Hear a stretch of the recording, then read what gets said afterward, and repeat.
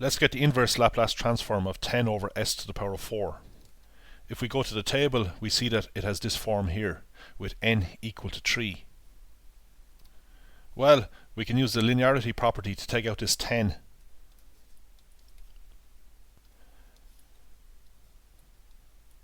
We see that n is equal to 4. Or sorry, 3.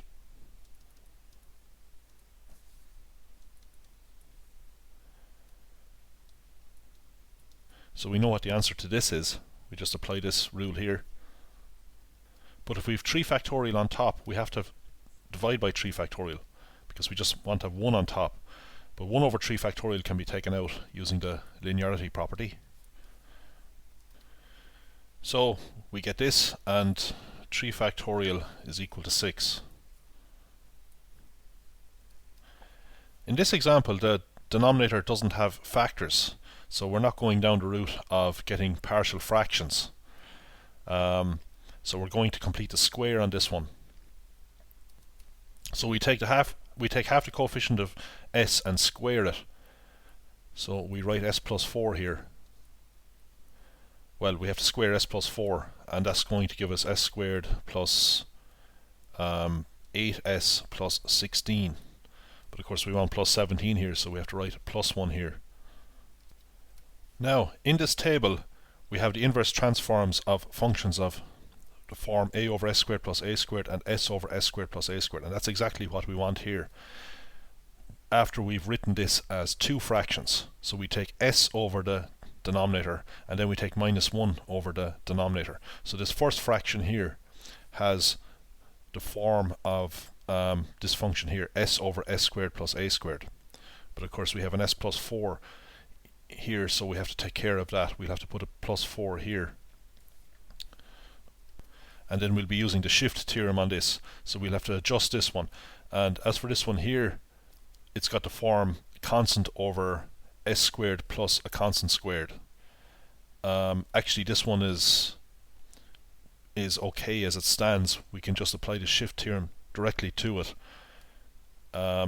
This one here has this form with a equal to 1, because 1 squared is just 1. So let's get back to this one here. We want s plus 4 on top. I've just written in the plus 4, of course, but we have to deal with that. If we write in plus 4, we have to write minus 4 after it, of course. So these are the same. Okay, so we then go and write this fraction here as 2 fractions. So we take s plus 4 over the denominator, and we take minus 4 over the denominator. Let's start with this one here. We have an s plus 4 instead of an s. So I will call this f of s plus 4, where f of s is s over s squared plus 1 squared. So I'm just doing this for notational purposes. We have to apply the first shift theorem to this. So this should be clear. If we replace s with s plus 4, we get what we want. But this is familiar.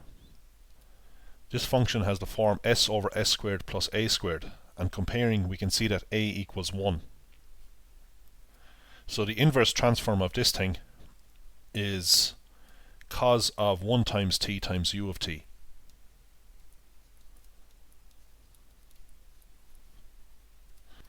As a reminder, we saw in previous videos that the first shift theorem can be summarized like this. So we want the inverse transform of f of s plus 4. So comparing, we can see that a in the shift theorem is equal to 4. So we plug 4 in for a here, we get e to the minus 4t, and then we want the inverse transform of f of s. Well, that's just this here. Next, we have this. As you can see, it's got the form a over s squared plus a squared. We have a number on top. We need to take the 4 out, and then we just have 1 on top. So we can see, comparing, that a will be 1. We'll have 1 on top and 1 squared underneath. So this expression in here is f of s plus 4, where f of s is 1 over s squared plus 1 squared. Just replace s with s plus 4 and we'll get this in here. So the inverse transform of this is got by replacing a in here with 1.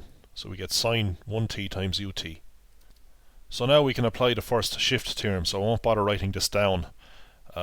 We want the inverse transform of f of s plus 4 in this case, so we can see that a is equal to 4 here.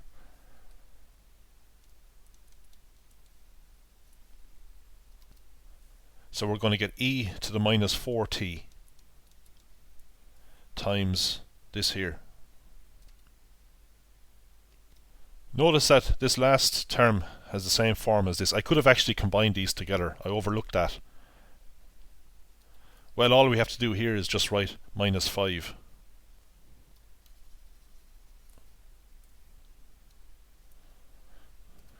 The next example is 3s minus 7 over s squared plus 9.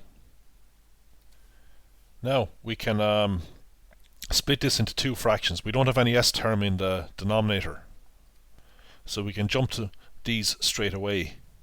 The denominator is the form s squared plus a squared. So this first fraction has this form here, s over s squared plus a squared. We just have to take out the 3. We can see that a for this first term is 3, because 3 squared is 9. So the inverse transform will be cos 3t.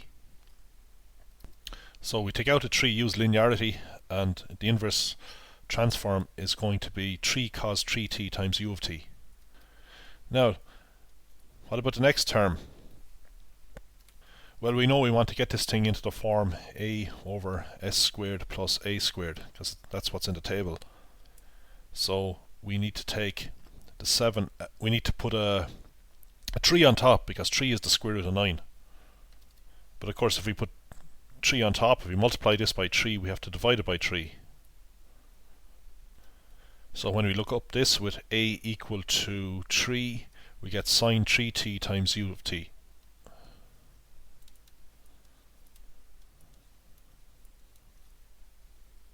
We can factorize the u of t out, or we can just remove it altogether.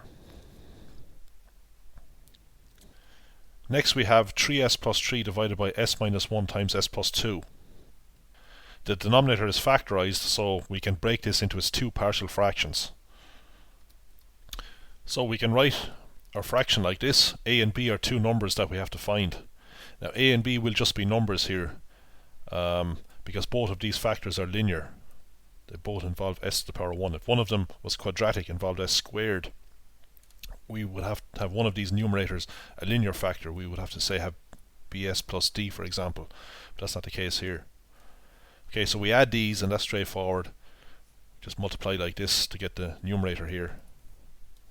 And the numerators must be the same. So we equate the numerators.